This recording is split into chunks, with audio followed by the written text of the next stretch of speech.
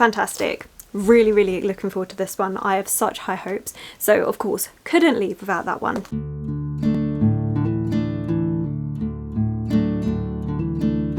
Hello my loves, and thank you for joining me. It's Kirsten and we are doing a come book shopping with me video. So we are finally starting the video series that I've been really looking forward to, and that is independent bookshops.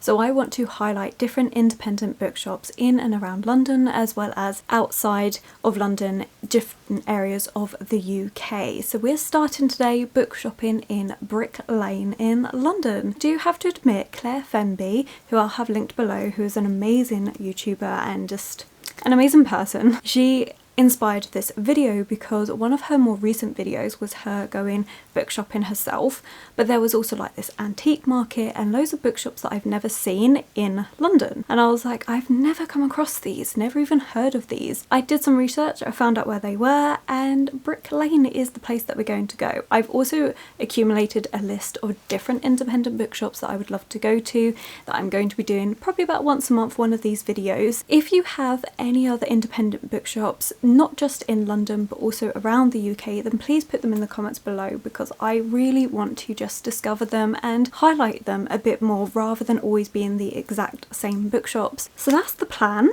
I hope you like it. I hope you want to come along with me to do this, but that is the plan. Now the only downside is that today it's meant to rain, and yeah, that is a bit of a downside considering we want to go book shopping. But fingers crossed, it's not going to rain too much. It is still meant to be a really hot day. We're just going to have to bring an umbrella with us and hope. So the other hope is that the vintage market is on. I don't know if there's particular days that is on a week, but fingers crossed again, it's still going to be on and we can have a little rummage around there as well, because I love a vintage market. So yeah, that is the plan for today. I hope you're all doing well. Like I said, let me know of any independent bookshops that you go to that you absolutely love, and also where they are so I can eventually check those out. But for now, let's go book shopping.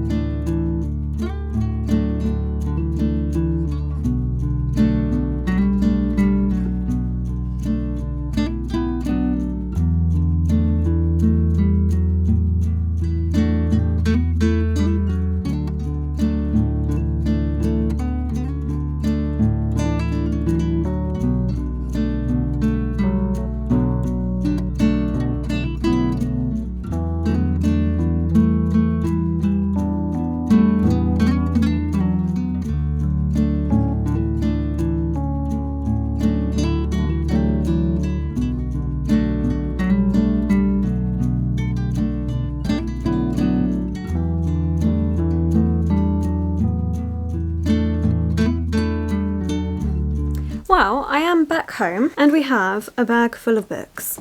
Of course. I ended up really enjoying today. It was lovely.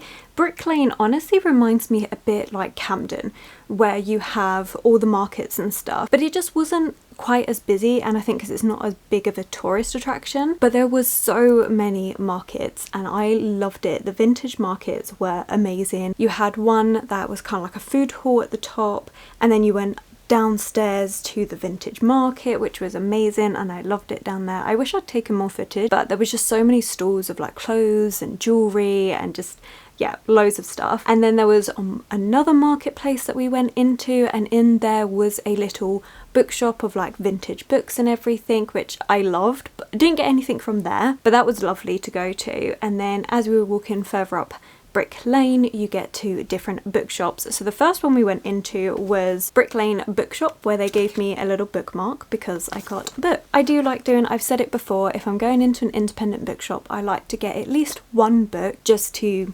support that bookshop. And I decided to go with 1,000 Ships by Natalie Haynes. This is once again a Trojan retelling. I am loving my Trojan retellings. So this one is all about Battle of Troy, the after effects of the Battle of Troy, but from different female perspectives. And this is a collection of short stories. Each chapter is of a different perspective, and I've been having mixed feelings about this one. I wasn't sure whether I wanted to get it or not. I've been umming and ahhing about it for a while, but I think it'd be really nice to have this collection of short stories from different female perspectives. Yeah, just seeing if I get on with Natalie Haynes' writing, because I do think she's got a Medusa retelling coming out later this year. Obviously I'll be waiting for the paperback to come out, but I'm just really intrigued. We all know I've been loving my Greek mythology retellings, so decided to go with that one. So just the one book from there. I also didn't get to film like I'd normally do with these book shopping videos, which is like filming me chatting in the bookshop about different things I liked about it and stuff, because they were really small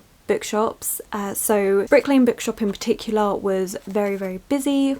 It's a very small store and it was very busy, and it's just not something that, I mean, if it was quieter I would have done a bit more filming of it in and around, and even me chatting about it and stuff. Their selection of books was quite small and it was all mixed in. Like there was one classic section bit which was separate, but otherwise all their fiction books was all mixed in with different genres and stuff. It's just done by author. But I liked it. It was a nice little shop, but yeah, just very, very busy. So I just couldn't get a chance to actually update properly on the camera. There would have been no point because you wouldn't have heard what I was saying anyway. But yeah, so that was stop number one. And then we had a little bit more of a look, because as you go further up Brick Lane, there's even more stalls of all sorts of different things. And then they had a second-hand bookstall, which was lovely. And I did see a book I wanted, but they only accepted cash, and I didn't have any cash on me. And I was just like, you know what? It's fine. But yeah, it's a second-hand bookstore, which was great. And then we got to the end of Brick Lane, and I was like, I haven't seen the other two bookshops that I wanted to see. One of them was the Common Press, which we did go into, and I didn't take any footage there. It was a very, very small space. It was definitely more just of the coffee shop side of things than just a very small selection of books, although that one did focus a bit more on like LGBTQ community. That was really lovely. It was very, very small and there wasn't massive. I do think it was more emphasis on it being more of a coffee shop that sells a few books than anything else. Didn't get too much in there. Very quick flying visit in that one. And then we realised that the last bookshop I wanted to go to was actually right at the start of Brick Lane. Well, I'd say about halfway through, like before the vintage market where we went downstairs into it, is on one of those roads. And that was Libraria, which I would have honestly filmed in that one because it wasn't too busy. However, they have a policy of no phones, and even my camera, I was getting some suspicious looks when I walked in. So obviously I filmed the outside of it, and then I was going to film walking in, and they were just like not happy with that, so couldn't film in there. But that one was really nice. Again, the way it's laid out, like it isn't separated by genre or anything. It's all done just by fiction, free for all, A to Z author. That was it. So it was a proper rummage thing, but the way they did like their shelves and everything, like it was just really uniquely laid out. They had a mirror at the back to make it look like the shop was massive, and it did take me a second to realise, okay, that's a mirror and it's not as long as that, but it was lovely. And I think that was probably my favourite out of all three, and I did get 3 books. So the main book that I was actually after today is Ovid's Metamorphoses. I really wanted to get hold of this, especially because yesterday I finished reading Madeline Miller's little short story, which is Galata.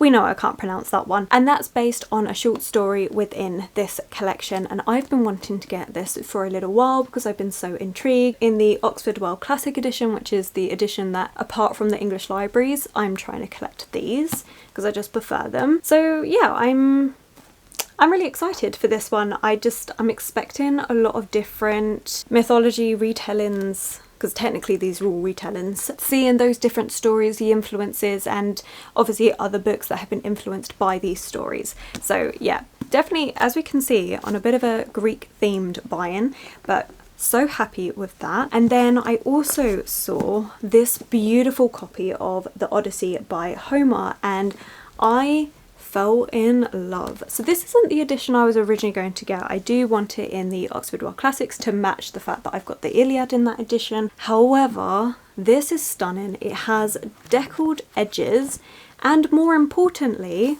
it's translated by Emily Wilson, and there was a massive thing about this because I think this is the first translation that's been published where the translator's been female. Yes, I just had to get it, so I'm really excited for it. The Odyssey is another one that I've been wanting to read, especially because I have read the Iliad. I've been reading so many Trojan War retellings. I would really like to read the continuation, Odysseus's journey. I need to work on my pronunciations, I really do. But yeah, I absolutely loved it. Oh, and I forgot to say one thing about Libraria, which is awesome, is they stamp your books. Look at that.